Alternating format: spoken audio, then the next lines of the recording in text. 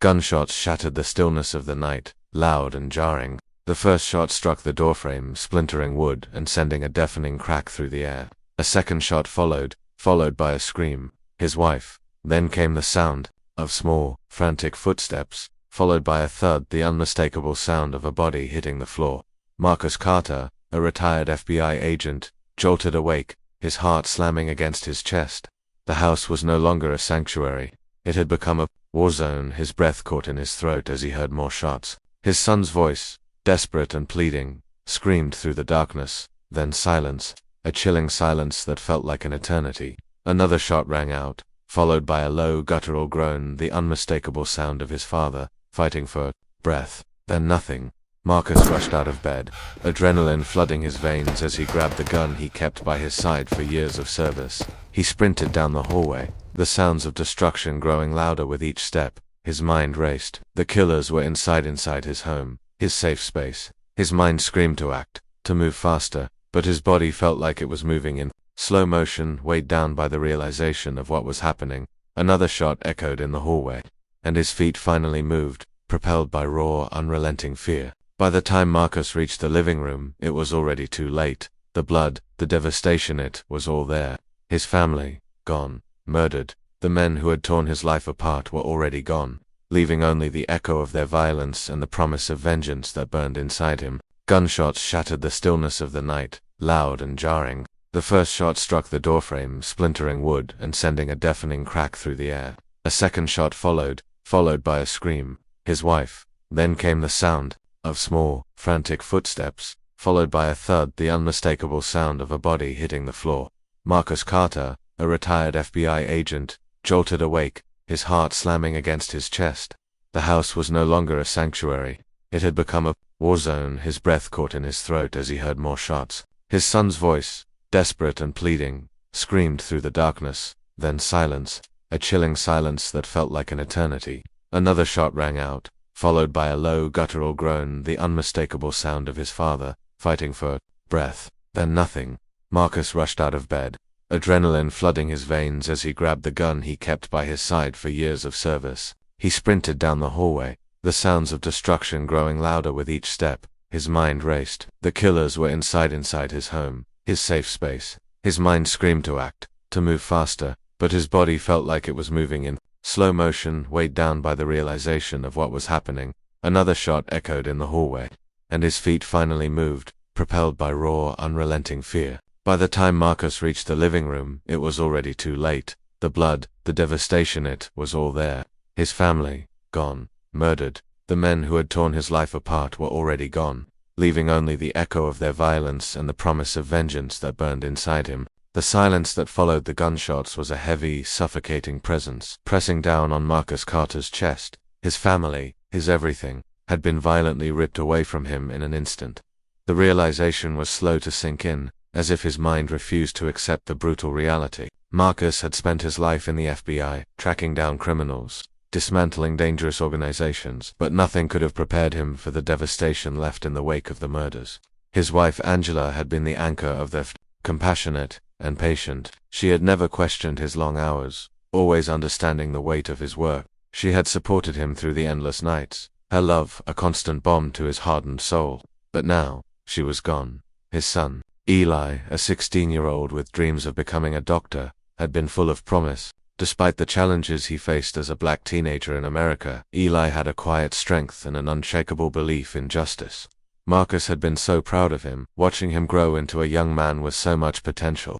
And now Eli's life was snuffed out without warning, without reason. And then there was Lela, his 10-year-old daughter, whose laughter could fill any room. The sparkle in her eyes reminded him so much of Angela when they had first met, hopeful, innocent, and always curious. He remembered just a few hours earlier, as they sat around the dinner table, discussing everything from school projects to world events. Layla's voice had been full of excitement, her bright ideas flowing freely as they laughed together. The memory felt like a cruel joke now, as if the universe had mocked his fleeting happiness. And his father, Samuel, a veteran who had seen far too many wars and lived to tell the tale, had come to stay with them after his health began to decline. The two men had shared an unspoken bond, one that transcended words. Marcus had respected His father, deeply, not just for the wisdom he carried, but for the man he had been. A proud black man, a soldier, and a father. He had survived battles abroad only to fall victim to an act of violence that could never be justified. Marcus stood frozen in the living room, his mind a tangled web of grief, disbelief, and rage. His training told him to stay calm, to process the situation with logic and precision, but the personal toll of the tragedy kept him rooted to the spot. He looked down at the blood-stained carpet, at the bodies of the people he loved most in the world, and his heart shattered into 1,000 jagged pieces. His family had been taken from him by a faceless, heartless enemy, an enemy that didn't care who they were or what they stood for. They were simply targets, victims of something far greater than any single act of violence. As he stood there, numb, the realization began to set in. This was no random act. The violence that had invaded his home wasn't isolated, and the perpetrators had not just chosen his family at random. Something more insidious was at play. Marcus' mind raced back to the cases he had worked on during his time in the FBI. Cases that had left him questioning the system, questioning the motivations of those in power. He had seen the patterns before: crimes committed with a disturbing consistency, with a common thread that ran deeper than mere coincidence. Racially motivated violence was nothing new, and Marcus knew it had been an ugly undercurrent in many of the investigations he had been a part of. But this was different. This was personal. The precision of the attack, the calculated manner in which it was carried out, it felt like a message. He couldn't put it together yet. But there were too many similarities between this crime and others that had gone unnoticed, swept under the rug by those who refused to see the bigger picture. Marcus' instincts told him that this wasn't just a random act of violence. His family had been targeted because of who they were, and someone, somewhere, had orchestrated this. The lack of evidence at the scene, the absence of witnesses, only made the situation more frustrating. No one had seen the killers, and no one had heard anything until the gunshots rang out. It was as if the killers were ghosts, invisible yet deadly, and the fact that they had vanished without a trace, leaving no clue as to their identity, only fueled Marcus' growing suspicions. As the police investigation began, Marcus found himself frustrated at the lack of progress. The officers on the scene were doing their best, but they were in the dark. No one could understand the full scope of the crime like he could. His years of experience in the FBI had trained him to spot patterns, to connect dots where others saw only randomness. But the authorities seemed content with their limited view of the situation, and Marcus couldn't shake the feeling that they were missing something crucial. He started making his own inquiries, talking to neighbors, retracing the path the killers might have taken. The feeling of eyes upon him, of being watched, never left him. As he pressed forward, the emotional weight of his loss only deepened. He couldn't shake the guilt that gnawed at him. The persistent thought that if he hadn't been so focused on his work, hadn't been away when it happened, maybe he could have done something, maybe he could have stopped them, maybe he could have saved them. Every corner he turned, every phone call he made, felt like another sharp reminder of what he had lost. It was impossible to turn off the grief, impossible to ignore the constant ache of missing Angela's voice, Eli's laugh, Layla's questions about the world, and the quiet strength of his father. All the while, he fought to keep his emotions from spilling over, because he knew that if he let himself break, he might not be able to keep going, and if he couldn't keep going, then the killers would get away with it. The thought of that was unbearable. They had taken his family from him, and Marcus Carter was a man who didn't let things like that slide. The first breakthrough came when Marcus uncovered a detail that the police had overlooked. The killers hadn't just come through the front door, they had been waiting. He tracked down a witness who saw a suspicious vehicle parked down the street the morning before the murders. A black van, its windows tinted, parked just long enough to catch the attention of a local who thought nothing of it at the time. The van hadn't been seen again, but the memory lingered in the mind of the witness. Marcus dug deeper into the vehicle's potential connection to other crimes, linking it to a handful of unsolved murders in surrounding neighborhoods, murders that, on the surface, appeared unrelated but bore striking similarities to his own family's death.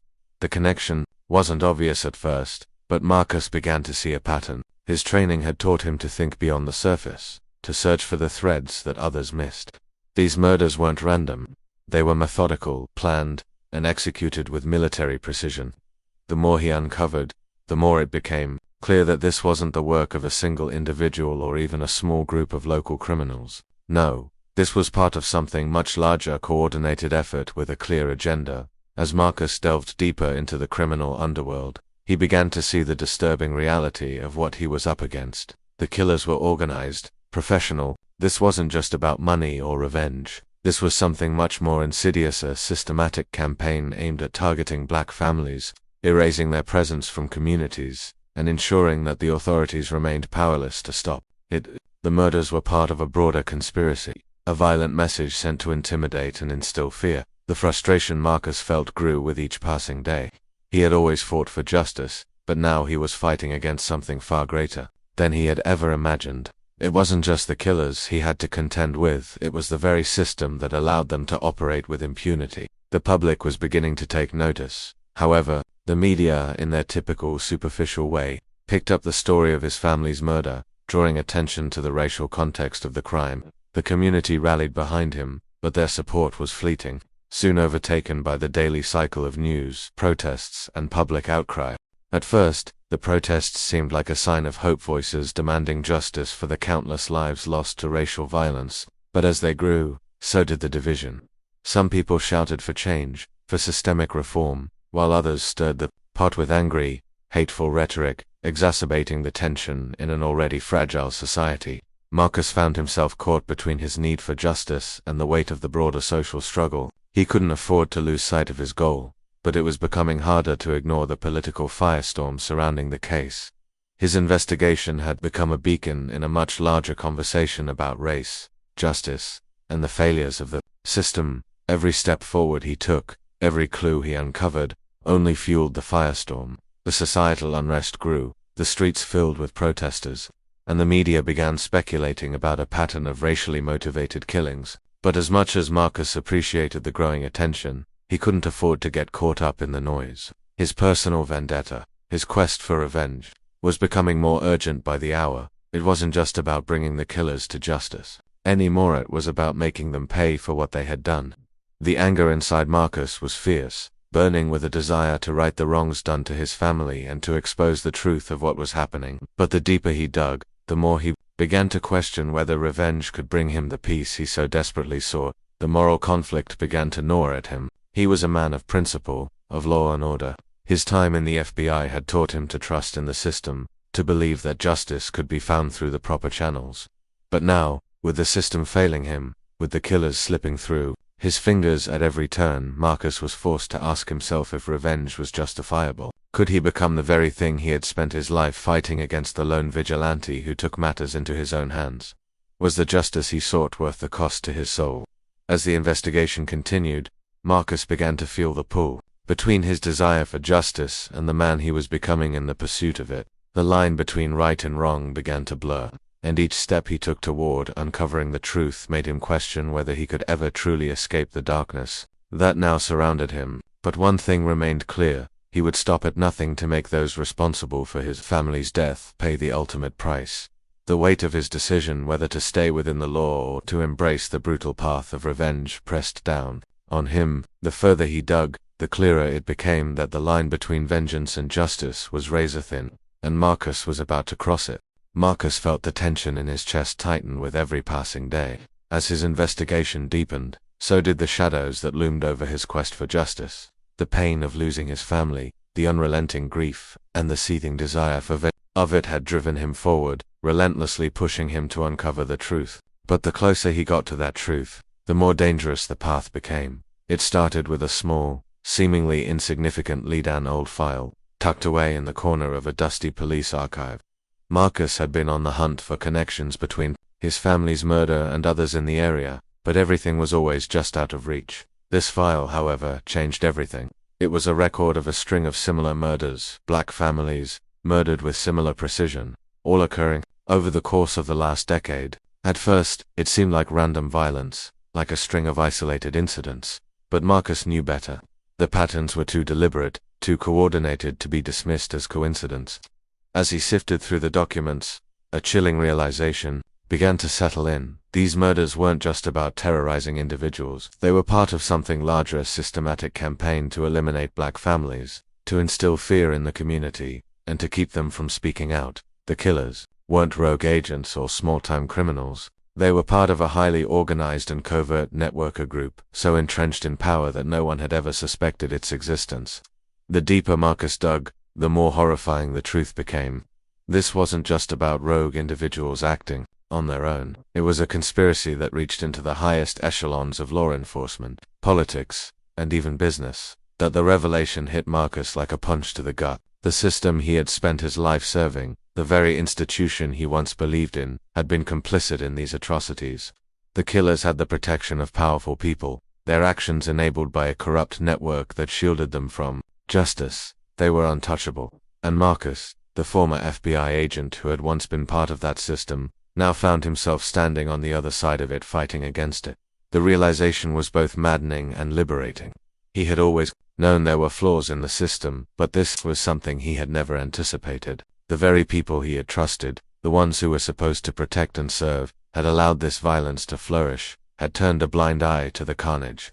The murders were not the result of a few rogue officers or disgruntled individuals. They were the result of a culture of hate, one that had been woven into the fabric of law enforcement and society for years. That as the pieces began to fall into place, Marcus found himself confronted with more questions than answers. Who was truly behind this conspiracy? Who could he trust? The investigation had already cost him so much: his family, his peace of mind, his faith in the very system that had shaped him. But now, it seemed like the cost would be even greater. The moral dilemmas grew more intense with every step he took. As he continued to uncover evidence, he was forced to confront the true nature of his quest. His desire for revenge, for justice, had consumed him, and it had driven him to the edge of something darker, something that could very well strip him of everything he had once stood for. The desire to make those responsible for his family's death's pay was consuming, but the cost of that vengeance threatened to erode the last vestiges of his humanity. Was it worth it? Was revenge worth losing himself in the process?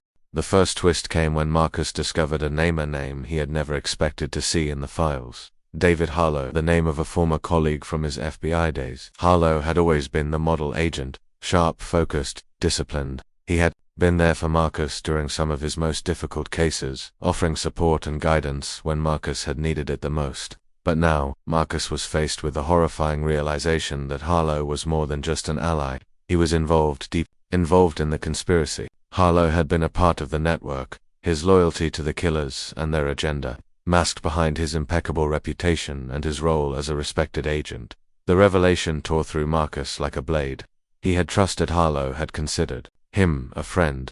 To think that Harlow had been orchestrating the very violence Marcus was fighting against, that he had been part of the machine that had murdered his family, it was a betrayal of the highest order. Marcus had always prided himself on knowing who he could trust, but now, that trust had been shattered. And yet, as devastating as it was, Marcus knew he couldn't stop there. If Harlow was involved, then the entire system was compromised. There were more people out there, more people Marcus once knew, who were likely part of this insidious network. The hunt for justice had become a hunt for truth, for the very heart of the conspiracy. But as Marcus confronted the twisted web that had ensnared his life, the uncertainty of the situation grew. Could he expose Harlow, his former colleague and friend, without destroying the very system he had once been a part of? Could he bring justice to his family without succumbing to the darkness that threatened to swallow him whole? He couldn't simply take down one man. If he exposed Harlow, it would be just the beginning. There were powerful forces at play, and the repercussions of bringing them to light could be catastrophic not just for Marcus, but for the world at large. As the investigation reached its boiling point, Marcus found himself facing a choice that no man should ever have to make. Was he willing to sacrifice his soul, to become a part of the very system he had once fought to protect, in order to bring down the killers and their network? Or was he willing to risk everything, his life, his freedom, his morals, to bring the truth to light, even if it meant becoming the very thing he had spent his career trying to dismantle? The climax of Marcus' journey was now no longer just about avenging his family. It was about confronting the darkness within himself, and deciding if he was still the man he had been, or if he had become something else entirely. The tension between vengeance and justice, between the pursuit of truth and the cost of that truth, reached its breaking point as Marcus prepared to take the next step. And then came the second twist. The real mastermind behind the entire conspiracy was not who he expected. It wasn't Harlow. It was someone far more powerful, someone Marcus had never even considered. The revelation sent shockwaves through him, a final blow that left him reeling. The true extent of the corruption, the depth of the conspiracy, was far beyond anything he could have ever imagined. As the web unraveled, The question became even more pressing. Could he still find true justice, or had he already crossed the line into something far more dangerous than revenge? The stakes had never been higher, and the lines between right and wrong, justice and vengeance, had never been so blurred. Marcus stood on the edge of a precipice, with only one question left. What kind of man would he choose to be? The air around Marcus felt thick, suffocating, as he stood amidst the ruins of what had been his last confrontation with the racist killer team.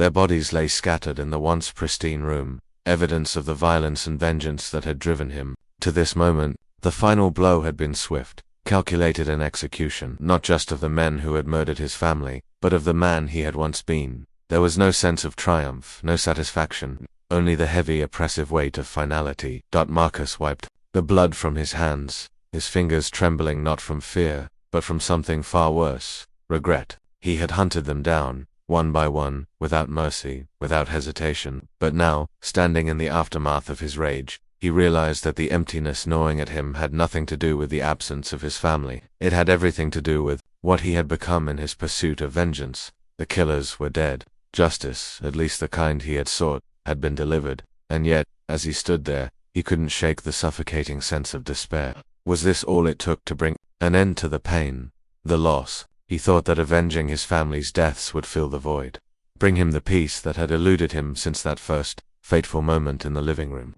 But the silence that followed the final act felt more like a curse than a reward. The violence had consumed him, stripped him of his humanity, and now, in the cold aftermath, he didn't know who he was anymore. His mind drifted back to the first time he had seen Angela's smile, to the quiet moments with Eli and the pure innocence in Layla's voice. That life felt so far away now, as if it belonged to someone else. In its place stood a man who had murdered without hesitation, without compassion, a man whose soul had been tarnished by the very revenge he had thought would bring justice. He had become the very thing he had set out to destroy. The cold, unfeeling executioner, the man who had always believed in justice, had now crossed the line, and the consequences were unbearable. Every decision he had made in his pursuit of vengeance now felt like a chain, binding him to a version of himself that he could no longer recognize. He had once been the man who fought for justice within the system, who believed that the law would always prevail. But now, that belief felt like a distant, naive dream. The law had failed him, the system had failed his family, and in the vacuum left by that failure, Marcus had become something darker, something unrecognizable. The violence had seeped into his soul, twisting him, changing him into a man who sought retribution with no consideration for the consequences. And now that it was over, now that he had taken his revenge, the satisfaction he had imagined was absent. In its place was a hollow, aching emptiness that gnawed at him with every breath he took. As Marcus walked through the quiet, empty house, he couldn't escape the memories that flooded him. The house that had once been filled with laughter and warmth now felt like a tomb. He could hear Angela's voice calling out to him, the sound of Eli and Layla arguing over the TV remote, the way Samuel would sit in his favorite chair, nodding off to sleep with the television on in the background. These memories felt like ghosts, haunting him, reminding him of a life that no longer existed. He had killed to avenge them, but what had he gained? The killers were dead, but the pain remained. The hole in his heart, the grief he had tried to outrun was still there, gnawing at him like an insatiable beast. He could never bring them back. He could never undo the damage that had been done, and no amount of bloodshed could change that. He had sought justice, but what he had found was only more violence, more destruction. And now, there was nothing left but the weight of his actions. The guilt was unbearable. Every step he took, every breath he drew, was a reminder of the man he had become. He had hunted down the men responsible for his family's deaths, and he had killed them without mercy, without compassion, but in doing so, he had lost a part of himself, something that he could never reclaim. The man he had been, the father, the husband, the son, he had left all of that behind in his pursuit of revenge. And now, as he stood amidst the wreckage of his own making, he couldn't help but wonder if it had all been worth it. Marcus had crossed a line from which there would be no return. The blood on his hands, the blood of the men who had taken everything from him, had stained him in ways that no amount of vengeance could cleanse. He had become the embodiment of the very anger, the very hatred, that had driven his enemies. In seeking to destroy them, he had destroyed something within himself. And now, as he looked at the bodies of the men he had killed, he realized that he wasn't the hero he had once imagined himself to be. He wasn't the avenger. He was just another man consumed by his rage, his need for justice. and his thirst for vengeance. His mind was a whirlwind of conflicting emotions. He thought back to the lessons his father had taught him, to the way Samuel had always told him that revenge wasn't the answer. You can't bring back what's been taken, his father had said. And in the end, all you're left with is the cost of what you did. Marcus had never truly understood those words until now. He had believed that killing the men who had taken his family would bring him peace. But it hadn't. It had only left him empty, hollow. The cost of his actions was far greater than he had ever anticipated. The weight of his decisions settled in, and he found himself questioning everything. Was he still the man he once was? The man who fought for justice, who believed in the law, who believed that right would always prevail? Or had he become something else entirely, a man driven by rage, by the need to make those who had wronged him pay no matter the cost? The answer eluded him, as did any sense of redemption. The psychological burden of his actions began to crush him. He had killed without mercy, without hesitation, and now, he was left to live with the consequences. His family was still gone. The pain, the grief, it remained, and no amount of bloodshed could change that. He had thought that vengeance would fill the void, that it would somehow make the loss easier to bear. But instead, it had only deepened the emptiness, filling it with guilt, with doubt, and with regret. As the days wore on, Marcus found himself in a hazan, emotional fog that he couldn't escape. He had gotten what he wanted. The killers were dead. Justice had been served. But what did that really mean? He had lost himself in the process. He had become a man driven by something darker than justice, by the thirst for vengeance, for retribution. And now that the bloodshed was over, all that remained was the unbearable weight of what he had done. The moral cost of his actions loomed over him, a constant reminder of the man he had become. The person who had once believed in law and order, in fairness and justice, had been replaced by a man who had taken the law into his own hands, with devastating consequences. He had crossed a line, and there was no going back. In the end, Marcus found no solace in his actions, no redemption, no peace. The killers were gone, but the price of their deaths had been far greater than he had ever imagined. His pursuit of vengeance had cost him his soul, and now he was left with nothing but the ruins of the life he had once known. The morning light filtered weakly through the heavy curtains, casting a muted glow across the room. Marcus sat in the worn armchair that once belonged to his father, his eyes locked on the empty space in front of him, where his family had once gathered. The house, which had once echoed with laughter, voices, and the hum of daily life, was now quiet to quiet. It had become a monument to his pain, a reminder of what had been taken from him, and a testament to the choices he had made in the aftermath of that loss. The killers were dead. The vengeance he had sought had been delivered, but the cost was undeniable. He had gotten what he thought he wanted, but nothing felt right. His body had physically carried out the justice, but his soul was far from it. The revenge that had consumed him for so long had left him hollow, a man stripped of his innocence, his beliefs, and, most painfully, his humanity. Marcus knew the system had failed him. The failures he had once ignored or tried to fix in his time with the FBI were now painfully clear. He had uncovered a conspiracy that reached into the deepest crevices of power, a system built on racial violence and corruption that he could not dismantle in a lifetime. But even as he stood amidst the aftermath of his personal crusade, he could see the glaring truth. The system hadn't changed. The murders were a symptom of something much larger, something that couldn't be solved with bullets or bloodshed. His family was still gone, and society, with all its entrenched hate, remained unchanged. The weight of the consequences settled over him.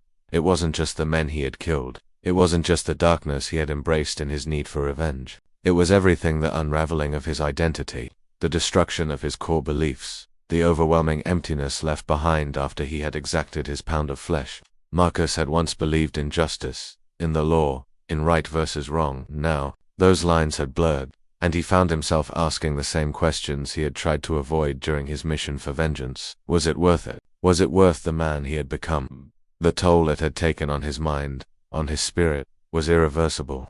The pain that had once fueled his every step now felt insignificant, swallowed by the weight of his choices. He had avenged his family's death, but he couldn't bring them back. He had eliminated the killers, but their absence only served to deepen the void. There was no sense of closure. There was no redemption. He had imagined that taking down the men who had killed his family would bring peace, but the peace he had hoped for was an illusion, of fleeting idea that had evaporated the moment the final gunshot was fired. The house around him remained silent, as it always would, But this silence was different. It wasn't the absence of life, it was the absence of hope.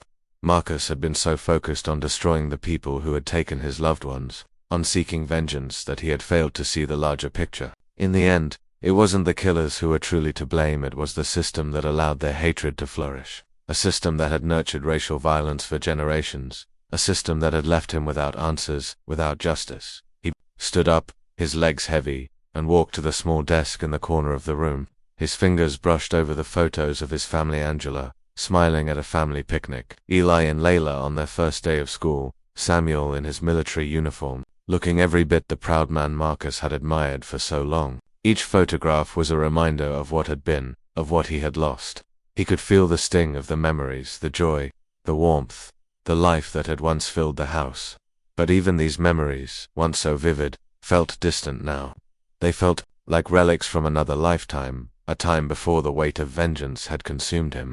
In the reflection of the glass, Marcus saw his own face, a face he no longer recognized. The man who had once believed in justice, in fairness, in protecting the innocent, was now a shell of that person.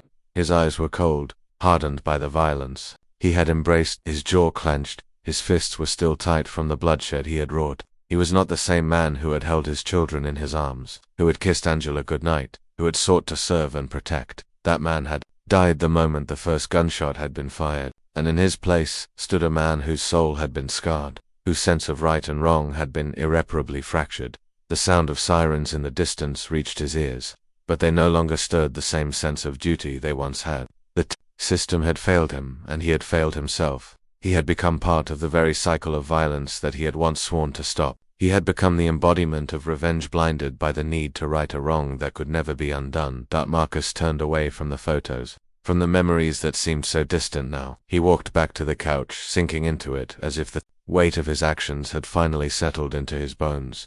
The silence around him was oppressive. There would be no more family dinners, no more laughter filling the rooms. There would be no healing. The system that had allowed his family's murder to happen was still in place, still turning its wheels in the background, as it always had. No amount of bloodshed had changed that. The killings were part of a larger cycle, one that would continue, because as much as Marcus had hoped, as much as he had fought for, the world wasn't any safer. There were no guarantees that the future would be any different, any less cruel, and in the depths of his regret, Marcus realized that he could never escape the consequences of what he had done. There was no going back. He couldn't undo the damage, couldn't undo the violence. The darkness had claimed him, and now he was left to live with it. In the final moments of his reflection, Marcus' mind turned back to his family. He remembered their smiles, their love, their unwavering belief in him. He wished, with all his heart, that he could have protected them, that he could have stopped the tragedy from happening, but he couldn't. And in the end, he knew that no amount of revenge would ever change that. The story of his quest for vengeance would be remembered, but it would never bring back the family he had lost. The vengeance he sought had come at a cost that had shattered him, not just as a man, but as the person he had once believed he was. He had paid the price for justice, but the true cost would remain with him, an irreversible burden that would follow him for the rest of his life. There would be no peace, no redemption, only the echo of what could never be undone.